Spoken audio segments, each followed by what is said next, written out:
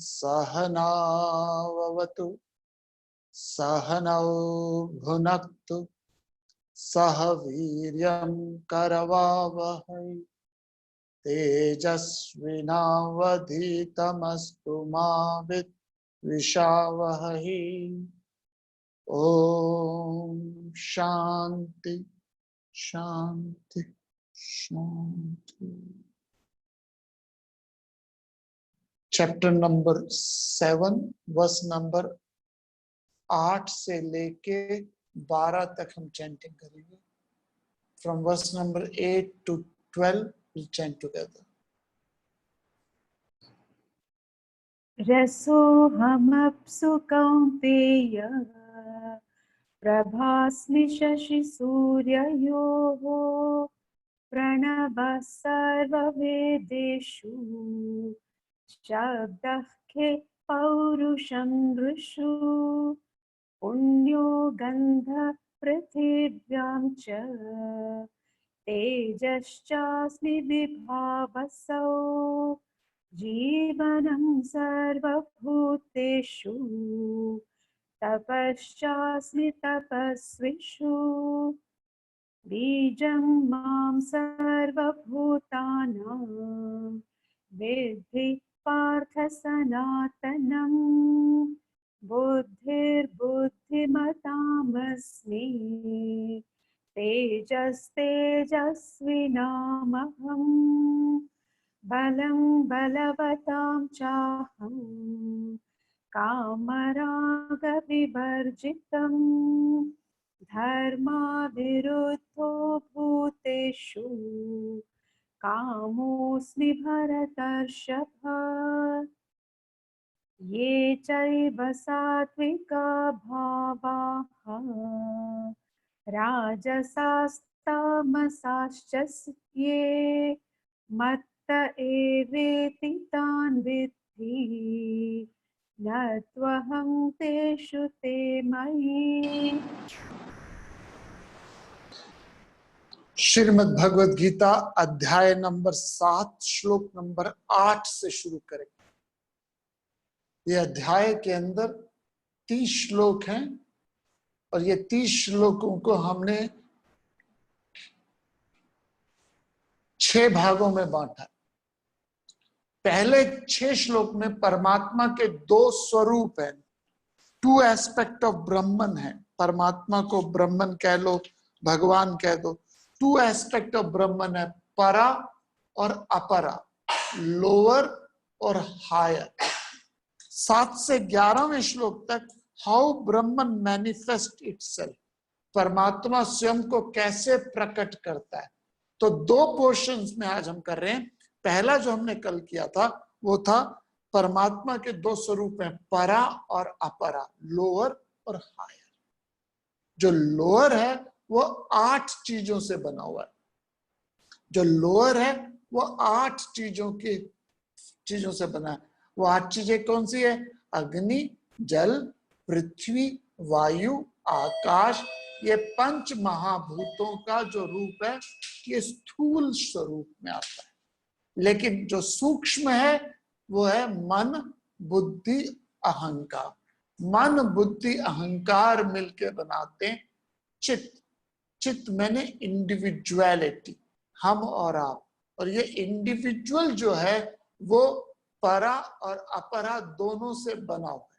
Last श्लोक में हमने जो देखा, श्लोक नंबर 5, 4, 5 और 6 में, 4, 5 और 6 में देखा। तो श्लोक नंबर 4 में भगवान जी ने कहा ये मेरी अपरा प्रकृति है, ये मेरी लोअर एस्पेक्ट है। श्लोक नंबर 4 यदि आप देखें तो उन्होंने कहा है ये 8 पार्ट्स जो है मेरे, ये लोअर है, मींस ग्रॉसिफाइड है, चेंजेबल है, परसीवेबल है, पेरिशेबल है। पृथ्वी, जल, अग्नि, वायु, आकाश, मन, बुद्धि, अहंकार। जो सबसे सूक्ष्म है, जो सबसे सूक्ष्म है इन 8 चीजों में वो अहंकार है। और वही सारे पंगों की जड़ है। ईगो, ईगो है जो हमें सड़क पे भी नचवा सकती है। ईगो है जो आपको सारे महफिल रुलवा सकती है। ईगो है जो आपको सारे महफिल चुप करा सकती है। इंद्रियां जो है वो प्रमाणी है, बलवान है, उससे मन है, उससे बुद्धि है, ईगो है, ये अपरा है। परंतु इससे अलग जो है वो परा गुण है, वो परा प्रकृति है जिसने जग को धारण किया हुआ है। तो श्लोक नंबर 5 में उन्होंने 4 में कहा अपरा प्रकृति, 5 में कहा परा प्रकृति, और श्लोक नंबर 6 में उन्होंने कहा जब हम और आप क्या है, परा और स्पिरिट। मैटर जो है वो अपरा है, लोअर है, ग्रॉस है। आत्मा जो है वो परा है, वो परमात्मा है।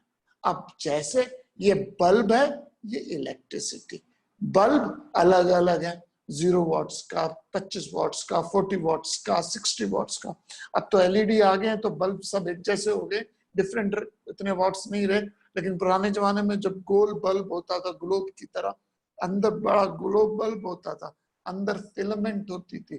तो बल्ब जो है वो शरीर है, मन बुद्धि फिलामेंट है, लेकिन इसमें जो एक्सप्रेशन दे रहा है वो बिजली, वो आत्मा सब में एक, वो प्रभु, वो आत्मा, वो सेल्फ, वो प्योर कॉन्शियसनेस सब में एक विराजमान है।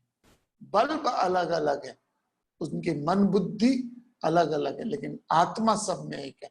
तो जब बल्ब और बिजली इकट्ठे मिलते हैं तब एक्सप्रेशन ऑफ लाइट होता है। वो expression of light bright and brilliant होगा जब मन बुद्धि शार्प होंगे। जब मन बुद्धि डल होंगे, when your mind intellect is gross, then expression of life is very dull. When your mind and intellect is brilliant, expression of life is very bright and brilliant. That's why हम prayer में क्या कहते हैं, तेजस्विनावधि तमस्तु मा विद्विषावह, ओम सहनाववतु सहनौ भुनक्तु सह वीर्यं करवावह। हम में तेजस आए, हम में वीर्यम आए, हम ब्राइट बने, हम ब्रिलियंट बने। और ये ब्राइट और ब्रिलियंट भाव कब आता है, जब हमारी लाइफ में, जब आप और मैं मन और बुद्धि प्योर होता है। जब मन और बुद्धि प्योर होता है तो 2 चीजों से बना, I repeating like monotonously, I am repeating because there is no other truth. ये सत्य है, और जो ये सत्य को समझ गया उसने महान सत्य को जान लिया, और जो इस सत्य को नहीं समझा, सुप्रीमली ग्रेटेस्ट लॉस, उसने लाइफ को वेस्ट कर दिया। सो ये परा और अपरा से मुक्त है। और परमात्मा संसार में कैसे प्रकट होता है? प्रश्न ये है कि चीनी कैसे प्रकट होती है? चीनी कहाँ है? कोई पूछे चीनी कहाँ है? रसगुल्ले में भी चीनी है, बर्फी में भी चीनी है, गन्ने में भी चीनी है, खीर में भी चीनी। कितने रूप बन सकते। तो मैं एक हूं, लेकिन मैंने अनेकों को है, और हम सब मोती, हम बुलबुले हैं। परमात्मा पानी है, हम बुलबुले हैं। परमात्मा मिट्टी है, हम बर्तन है। परमात्मा सागर है, हम लहरें हैं। लहरें हैं क्या? सागर। स्वेटर है क्या? ऊन। गमला, मटका, सुराही है क्या? मिट्टी। कंगन, बाली, मुंदरी, पाजेब है क्या? सोना। हम और आप हैं क्या? आत्मा, प्रभु। लेकिन नाम रूप अलग अलग, नाम रूप अलग अलग है। तो मैं संसार में, भगवान कहते हैं, ऐसे विराजमान हूं जैसे मोतियों में रस्सी, धागा। दिखता नहीं है धागा, लेकिन वो है कहां? मोती से पहले भी, मोती के दौरान भी, मोती के बाद भी। अब 8वें से लेके 12वें श्लोक तक भगवान जी एक रेल चलाएंगे, एक रेल लगाएंगे। इसमें मैं हूं, इसमें मैं हूं, इसमें मैं हूं, इसमें मैं हूं। इस अध्याय में तो कम है, 10वें अध्याय में तो जाके कम से कम तो 35 श्लोक भगवान जी लगातार बोलेंगे। 35 श्लोक भगवान जी। पहाड़ों में मैं हिमालय हूं, नदियों में मैं गंगा हूं, शस्त्रधारियों में राम हूं, यादवों में मैं कृष्ण हूं, पांडवों में मैं अर्जुन हूं, धोखा देने वालों में जुआरी हूं, धोखा देने वालों में जुआरी हूं। अलग अलग रूप है। शास्त्र तो छोड़ दीजिए, शास्त्र तो छोड़ दीजिए। मैं आपसे पूछूं कि टाटा भारत में कहां है? भारत में टाटा कहां है? ऊपर टाटा, नीचे बाटा, बीच में घाटा ही घाटा। सुषमा स्वराज कहती थी, ऊपर टाटा, नीचे बाटा, बीच में घाटा ही घाटा। भारत में टाटा कहां है? हवाई जहाज में टाटा, घड़ियों में टाटा। हवाई जहाज में टाटा, घड़ियों में टाटा। उस हवाई जहाज में, घड़ियों में, और उसके बाद कहां टाटा? नमक में टाटा, चाय में टाटा। नमक में टाटा, चाय में टाटा, हर जगह टाटा ही टाटा। तो हम सब लोग उस परम को समझने के लिए, उस परमात्मा को समझने के लिए, यदि हम किसी से पूछे भारत में टाटा किधर है, टाटा किधर है, जस्ट होल्ड इट, 1 मिनट मैं बता दूं।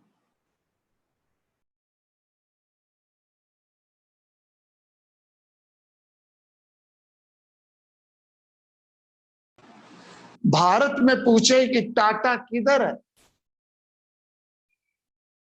ऊपर टाटा, नमक में टाटा, चाय में टाटा, घड़ियों में टाटा। सो टाटा पूरे भारत में विराजमान है। अब आपसे कोई पूछे कि भगवान कहां है, भगवान किधर है, तो उस भगवान को समझने के लिए भगवान जी अपनी वाणी को यहां शुरुआत करते, और उस पूरी वाणी का जो मूल में क्या है, when you see the self in all perception, action, emotions and thought,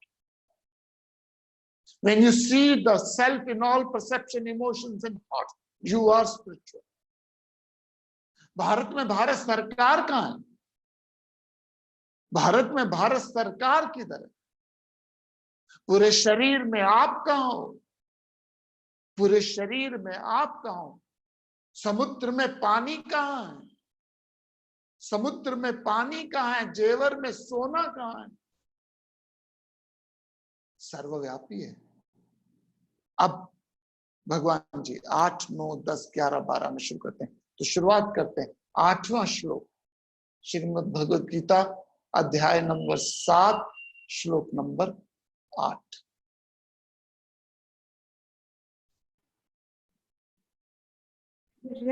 रसोऽहमप्सु Kaunteya प्रभास्मि शशिसूर्ययोः प्रणवः सर्ववेदेषु शब्दः खे पौरुषं नृषु रसोऽहमप्सु कौन्तेय प्रभास्मि शशिसूर्ययोः प्रणवः सर्ववेदेषु शब्दः खे पौरुषं नृषु।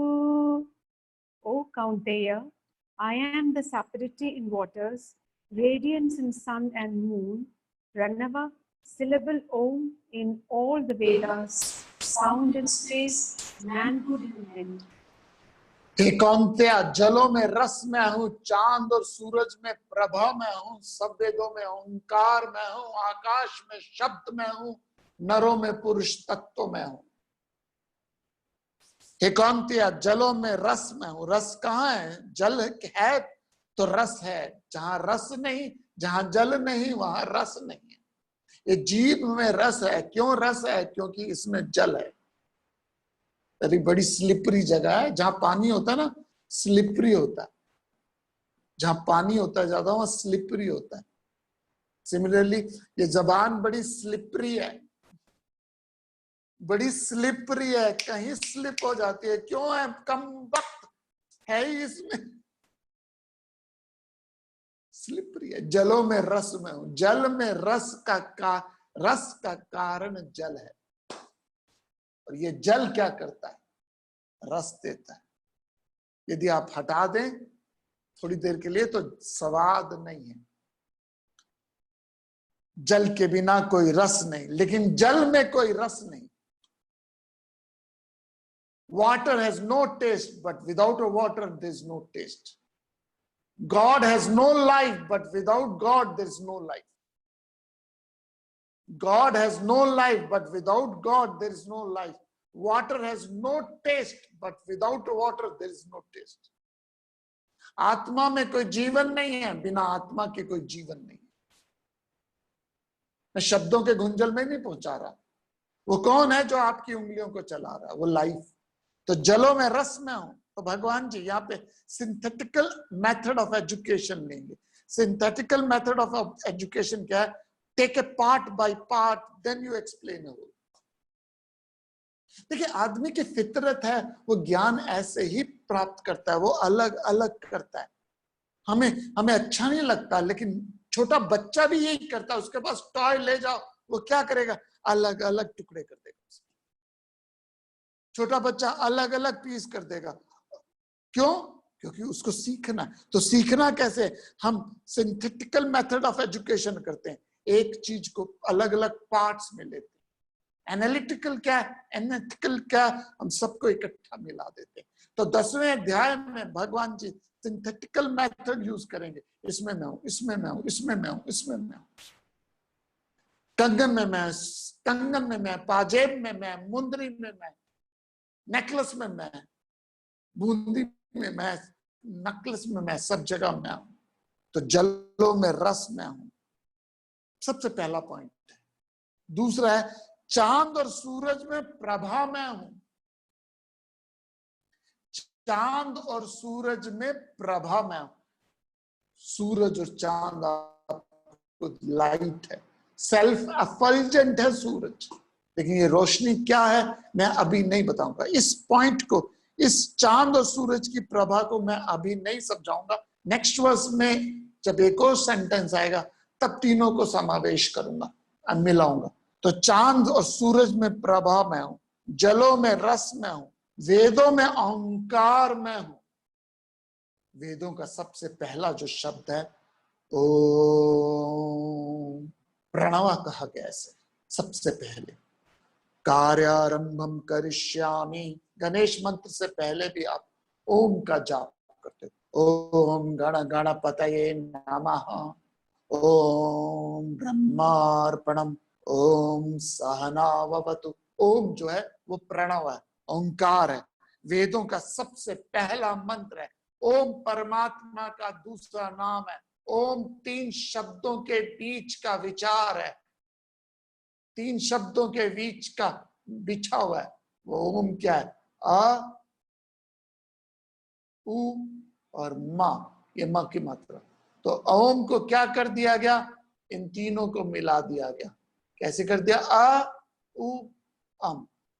ओम का मतलब है जागृत, स्वप्न, सुषुप्ति से ऊपर, वेकर, ड्रीमर, डीप स्लीप से ऊपर। तो अ सिंबलाइज करता है वेकिंग वर्ड, उ सिंबलाइज करता है ड्रीम वर्ड, अम जब रात हो जाती है सब बंद हो जाता है, डीप स्लीप वर्ड सिंबलाइज करता है। अ, उ, अम, जागृत, स्वप्न, सुषुप्ति का आधार है प्रभु। तो ओंकार है, सब धर्मों में किसी ना किसी रूप में आता है। सिखिज्म से एक ओंकार सत्य नाम करता पुरुष, सिखिज्म से एक ओंकार कहते हैं। ओम शब्द को बहुत इंग्लिश लैटिन में भी ओम शब्द यूज होता है। Omnipresent, omniscient, omnipotent. कई लोग तो कहते हैं आमीन और आमेन भी ओम से ही लिखा गया है। और कुरान का सबसे पहला जो शब्द है अल्फ उल अम है।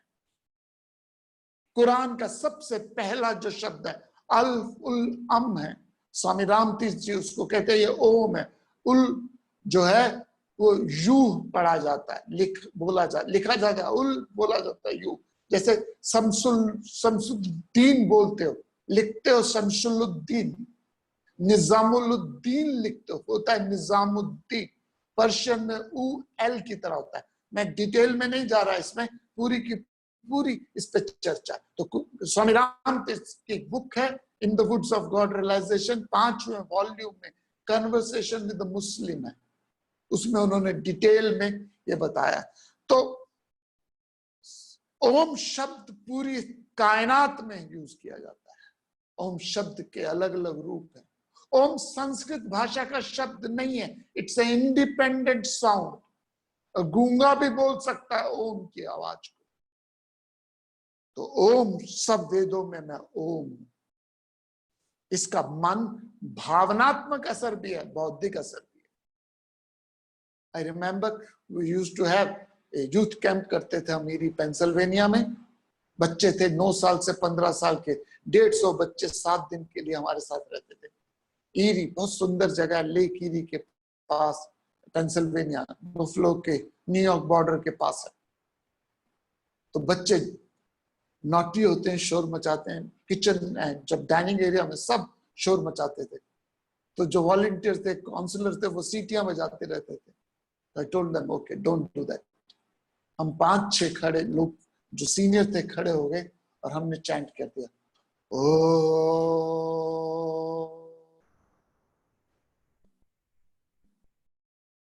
सन्नाटा, सन्नाटा। ओम दिल को टच करता है और ओम का इंटेलेक्चुअल पर्पस भी है। ओम सिर्फ ऐसे वर्ड नहीं है। तो सब वेदों का सार ओम। ओम पर्पस क्या है? उस परमात्मा को प्राप्त करना। तो वेदों में ओंकार में हूं, एंड आखिरी है नरों में पुरुष तत्व में हूं। वाह जी वाह। नरों में पुरुष तत्व में आदमी है जो पुरुषार्थ कर सकता है। पुरुषार्थ जो करने के उद्यमी जो है, पौरुषम जो है, वो मनुष्य में है। और मनुष्य में यदि पौरुषम है, एफर्ट करने की ज़ील एंड जेस्ट है, यदि आप में एफर्ट करने की ज़ील एंड जेस्ट है, पुरुष आप तभी हो। यदि आप लेजी हो, लेथार्जी हो, इनर्शिया हो, तो पौरुषम चला जाता है। आपकी ऊर्जा, आपका तेजस चला जाता है। आप पुरुष पौरुषम के बाद तेजस आता है। अच्छे नंबर लेके बच्चा आता है तो चेहरा खिला होता है। चेहरा खिला होता है। जब अच्छे नंबर लेके नहीं आता तो चेहरा सूजा छुपा होता है। हर दौर में इंसान की पहचान है आंखें। ये झूठ नहीं कहती, पर्दे में नहीं रहती। शैतान है आंखें, भगवान है आंखें। तो जब पुरुषार्थ किया हो, जब एफर्ट किया हो, तो चेहरा चमकता है।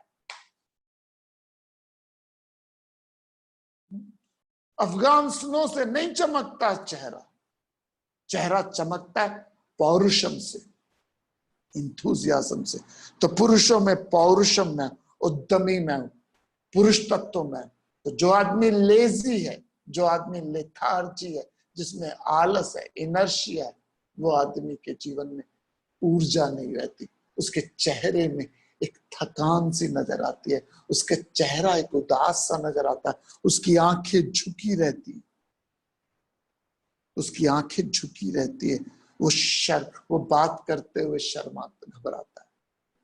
हर दौर में इंसान। तो आदमी नरों में पुरुष तत्व में, उद्यमी में, एफर्ट करने वाला व्यक्ति में। श्लोक नंबर, यहां इसमें 2 पॉइंट है, अभी मैंने नहीं लिए। प्रभा, सूरज और चांद में प्रभा, जो इस श्लोक में आके हम उसको पूरा लेंगे।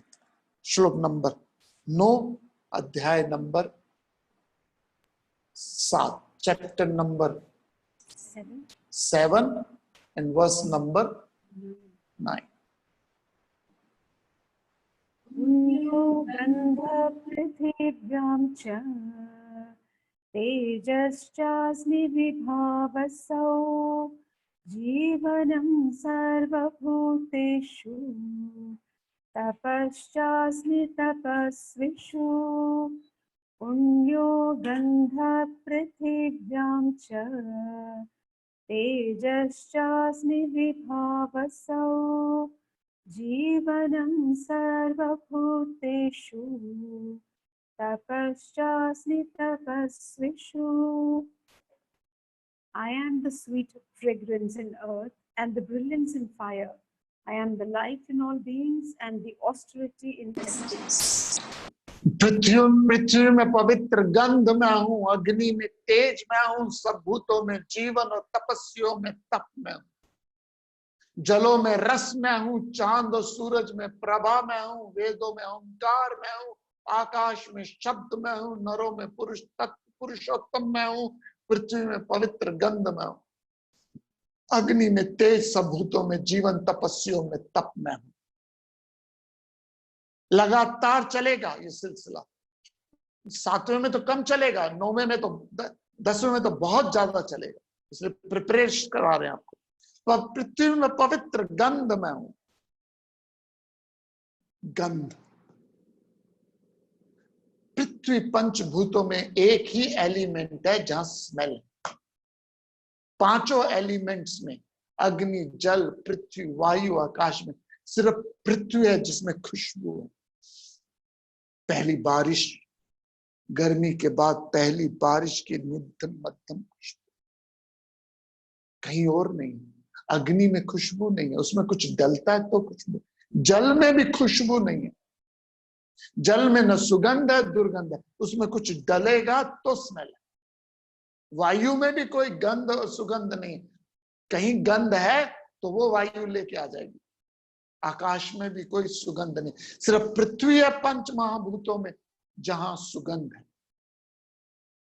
और ये सुगंध है जो फूड को इनहेंस करती है। इसलिए पृथ्वी और फूड का, फूड से क्यों इतना अटैचमेंट हो जाता है। One of the strongest desires में से फूड है। क्यों? क्योंकि वो 5 इंद्रियों को सुख देती है। स्पेशली बच्चों को देखना, चिप्स कैसे खा जाते हैं, मैं समझा देता हूं। सपोज आप अपने सिर्फ परफ्यूम छिड़की, कितने इंद्रिय को सुख है? एक को, नाक को। अब सिनेमा देखने गए, कितनी इंद्रियों को सुख है? 2 इंद्रियों को, आंख को और कान को। सिर्फ परफ्यूम छिड़की, कितनी इंद्रियों को सुख है? एक को। सिनेमा देखा, 2 इंद्रियों को सुख है, आंख को और कान को। तबला बजाया, 3 इंद्रियों को सुख है, टच को, आंख को और कान को। टच को है, आंख को है, कान को। सिगरेट पी, सिगरेट की 4 इंद्रियों को सुख है, आंख को, नाक को, जीभ को, टच को। चिप्स खाए, कितनी इंद्रियों को सुख है? आंख को, नाक को, जीभ को, कान को, टच को। क्रंची क्रंची साउंड, इसलिए चिप्स पे संयम कम होता है। पृथ्वी एक ऐसा एलिमेंट है जिसमें 5 तत्व, 5 इंद्रियां सुख देते हैं। पृथ्वी में गंध, सिर्फ एलिमेंट जो है वो स्मेल ज्यादा। पृथ्वी में गंध में पवित्र गंध, वो जो आपको शांति देती। देखिए, हर गंध का अपना एक थॉट एसोसिएशन है, हर स्मेल की, हर फ्रेग्रेंस की अपनी एक थॉट एसोसिएशन है। सबसे, जैसे मान लीजिए आप कहीं सड़क से जा रहे हो और अगरबत्ती की स्मेल आई, खुशबू आई, पहला थॉट क्या होता है? कहीं कोई पूजा हो रही है। अगरबत्ती की स्मेल आई तो पूजा का थॉट आता है। कोई परफ्यूम की स्मेल आई तो थॉट आता है कोई पार्टी पे जा रहा है। तो पवित्र गंध में, पृथ्वी में है गंध। हर जगह की अपनी एक स्मेल है। आप हिमालय में जाओ, उसकी अलग स्मेल है, ताजगी की है। अब हर शहर की, अब बॉम्बे में जाओ, उसकी अपनी स्मेल है। लोगों को नहीं आती, लेकिन आदत हो जाती है, लेकिन है स्मेल। और वो स्मेल हमें क्या हो जाती है? पवित्र जो स्मेल है वो है पृथ्वी में। अगली बात कहती है, अग्नि में तेज में हूं। तो हमने 3 लाइट्स की बात करनी है। पिछले श्लोक में था चांद और सूरज, इस श्लोक में आता है अग्नि। तो इस संसार में 3 तरह की लाइट्स होती हैं। There are 3 types of lights in this world: direct light, indirect light, artificial light. There are 3 types of lights in the world: direct light, indirect light, artificial light. सूरज जो है वो स्वयंभू है, डायरेक्ट लाइट है। सूरज को देखने के लिए आपको कुछ और चीज की जरूरत नहीं है। सूरज जो है वो डायरेक्ट 3 लाइट्स की बात कर रहे हैं, सूरज, चांद और अग्नि। सूरज जो है डायरेक्ट लाइट है, सूरज से लाइट आई चांद में, चांद में इनडायरेक्ट लाइट है, अपनी लाइट चांद में कुछ नहीं है। जब सूरज रिफ्लेक्ट कर रहा है, it's a reflected light.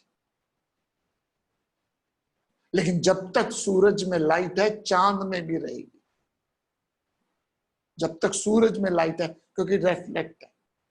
And तीसरी है लाइट अग्नि, मैन मेड लाइट। ये मैन मेड लाइट जो है, इसकी एक्सपायरी डेट है। इसमें जब तक फ्यूल डालते जाओगे ये लाइट किंडल करेगी। जिस दिन फ्यूल डालना बंद कर दिया, ये लाइट खत्म हो जाएगी। Please listen me carefully. इस दुनिया में 3 तरह की रोशनी है, अग्नि, चांद और सूरज। सूरज डायरेक्ट लाइट है, चांद इनडायरेक्ट लाइट है, और अग्नि मैन मेड लाइट। तो अग्नि, चांद और सूरज 3 तरह के ज्ञान बताते हैं। Light symbolize knowledge. पहली है mathematics, chemistry, physics, biology, cooking, biology, chemistry, physics, engineering. ये मैन मेड नॉलेज है, ये मैन मेड नॉलेज है। और जब तक इसको फ्यूल डालते जाओगे, इस नॉलेज की वर्थ है। जैसे फ्यूल डलना बंद हो जाएगा, ये नॉलेज कोलैप्स हो जाती है।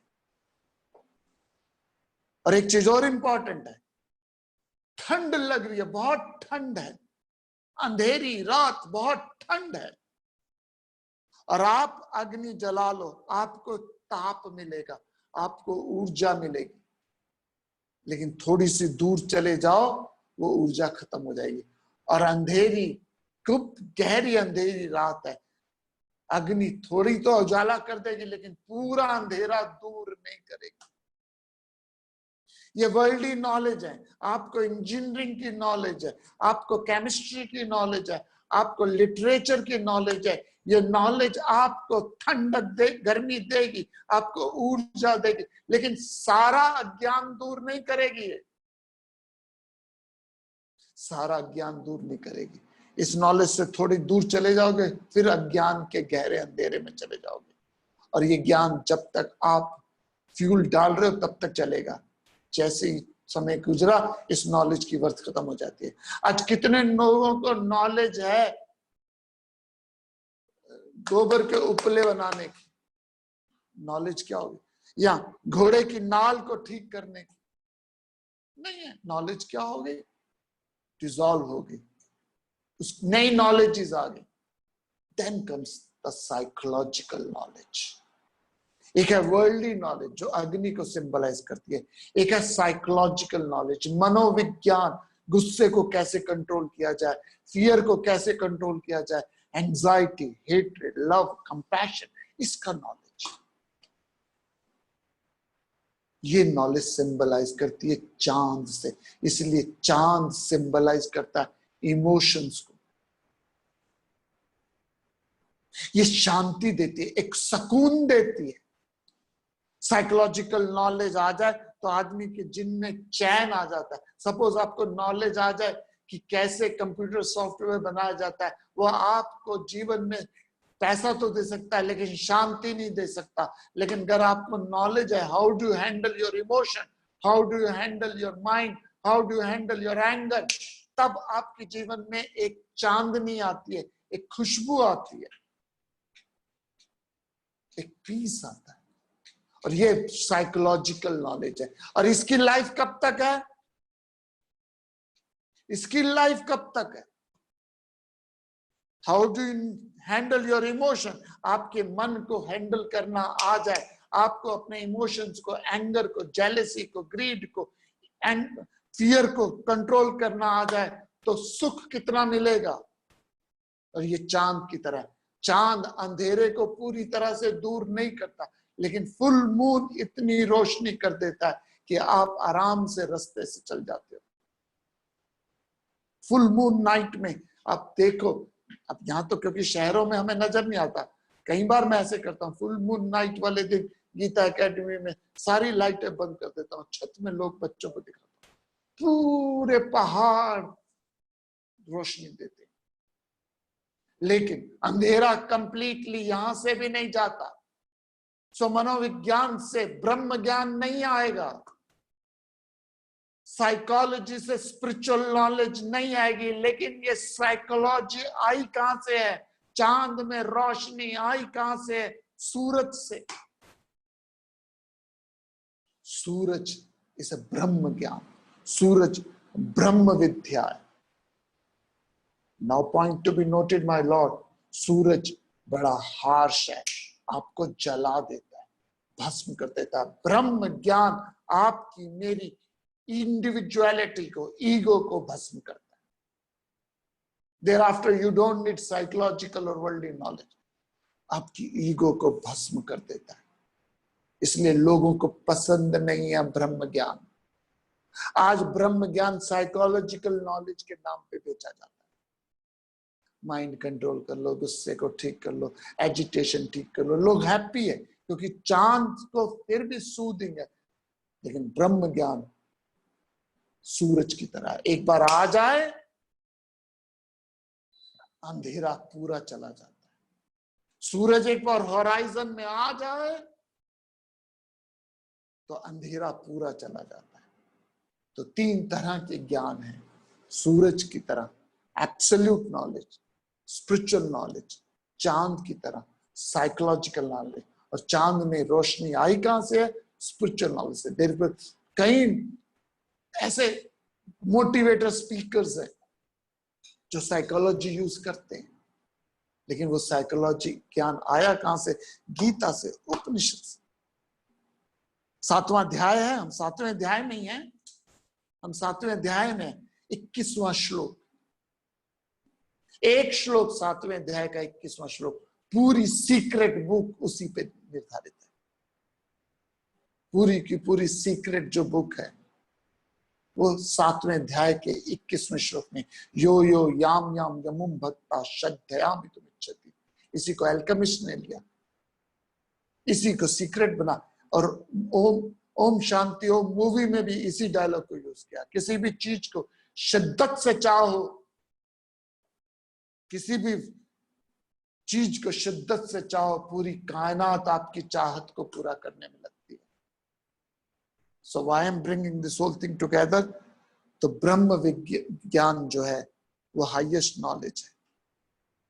साइकोलॉजिकल नॉलेज चांद की तरह है जो मन को सूद करती है, लेकिन अंधेरा अज्ञान पूरी तरह से दूर नहीं होता। And the third is man made knowledge, अग्नि की तरह। अब आपसे मैं पूछता हूं, आप सबसे ज्यादा जिंदगी का समय किस नॉलेज को प्राप्त करने में लगा? और अगर आपका बच्चा स्पिरिचुअल नॉलेज की तरफ चलना लग जाए तो हमें प्रॉब्लम हो जाती है। तो पृथ्वी में पवित्र गंध में हूं, I am the sweet fragrance in the earth, I am the brilliance in fire, I am the life in all being. मैं सब भूतों में जीवन हूं। जब तक जीवन है ये नाम रूप है, जब तक जीवन है ये शिव है। जब जीवन नहीं रहे तो शिव शव बन जाएगा। जब तक जीवन है आप लाइफ है, जैसे जीवन गया फिर ये कोई ये नहीं कहेगा मामा जी को उठाओ, चाचा जी को उठाओ, फूफा जी को उठाओ, फिर क्या बोलेंगे? इस बॉडी को उठाओ। Within a minute, within a second मामा चाचा फूफा ताया शव बन जाएंगे। तो वो कौन है जो इस जीवन को चला रहा? सब भूतों में जीवन मैं हूं। And the last but not the least, तपस्वियों में तप मैं हूं। तपोभि क्षीण पापानाम शांतानाम वीतरागीनाम मुमुक्षु नाम अपेक्षोयम आत्मबोधो विधीयते। तपस्वी हो। तपस का मतलब ये नहीं है कि आप किसी जंगल में जाके तपस्या कर रहे हैं, वो भी हो सकता है। तपस का मतलब ये नहीं है कि आप किसी बर्फीली गुफाओं में बैठे हुए। तपस, एक स्कूल का बच्चा भी तपस कर रहा है।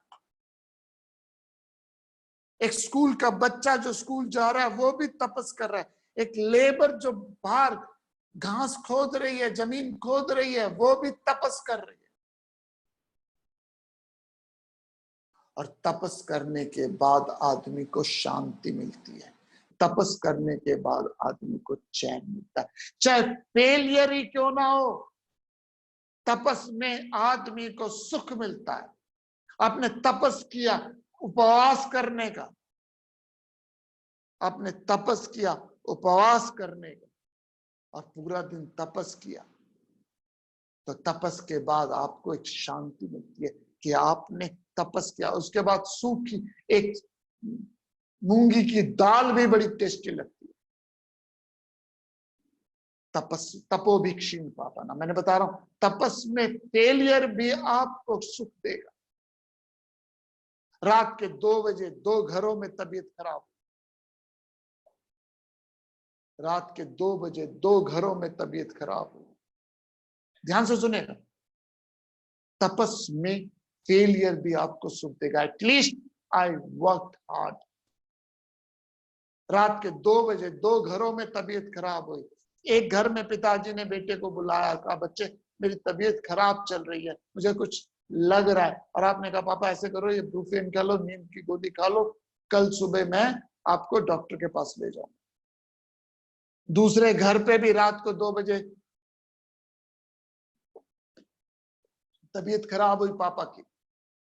जैसे तबीयत खराब हुई, आपने डॉक्टर बुलाया, लोकल डॉक्टर बुलाया, एम्बुलेंस बुलाया, सीनियर डॉक्टर के पास गए, हॉस्पिटल में गए, ईसीजी कराया, ये कराया, वो कराया, धड़ धड़ धड़ धड़ 2 बजे से 6 बजे तक आप एक पांव पे खड़े हो के सारे काम कराते रहे। ऐसे में 6 बजे डॉक्टर आपके पास आया और कहा कि I am so sorry, he is no more. और पहले घर में भी बेटा जब 6 बजे पापा के कमरे में गया तो ही रियलाइज पापा इज नो मोर। दोनों घरों में घटना एक ही घटी, डेथ हुई, लेकिन एक के मन में हमेशा उम्र भर शांति रही होगी कि मैंने अपनी तरफ से प्रयास पूरा किया। और एक घर में, एक के जीवन में ताजिंदगी गिल्ट रहेगी, ताजिंदगी उसमें ग्लानि रहेगी कि मैंने एफर्ट करने में थोड़ी सी चूक कर ली। So why I am bringing it, तपस्वियों में तप में हूं। तप का मतलब ये नहीं है कि सिर्फ जंगलों में जाके तपस करना।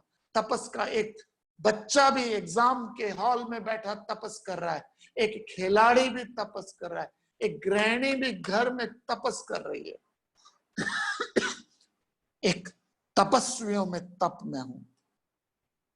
तो जो आदमी तप करता है, 2 शब्द आए यहाँ पे, तपस्वी पिछले श्लोक में आया, पुरुषोत्तम, पुरुष तत्व, नरों में पुरुष तत्व में हूं, तपस्वियों में तप में। सिर्फ आदमी, आदमी का मतलब औरत भी, सिर्फ इंसान एक ऐसा व्यक्ति है जो तपस कर सकता है। यदि आप अपनी कदर चाहते हो, यदि आप लेजी हो, लेथार्जी हो, इनर्शिया, तपस नहीं करते, ऊर्जावान नहीं हो, आपकी कोई कदर नहीं है। ये जिंदगी सिगरेट की तरह है, ये जिंदगी सिगरेट की तरह है। जब तक लोगों को आपकी जरूरत होगी, लोग मुंह पे लगा के रखेंगे, और जब जरूरत खत्म हो जाएगी तो पांव के नीचे दबा देंगे। तो यदि अपनी कदर बढ़ानी है तो कभी लेजी मत हो, अपनी कदर बढ़ानी है तो तपस प्रयास करना कभी मत छोड़िए। अपनी कदर बनानी है तो अपने जीवन में एक लक्ष्य बनाइए, लक्ष्मी आपके पांव दबाएगी। इसी विचार के साथ हरिओम तस्य।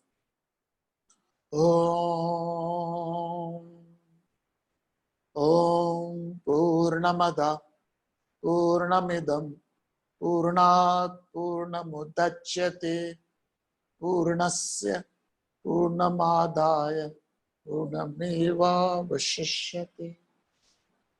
ओम शांति शांति।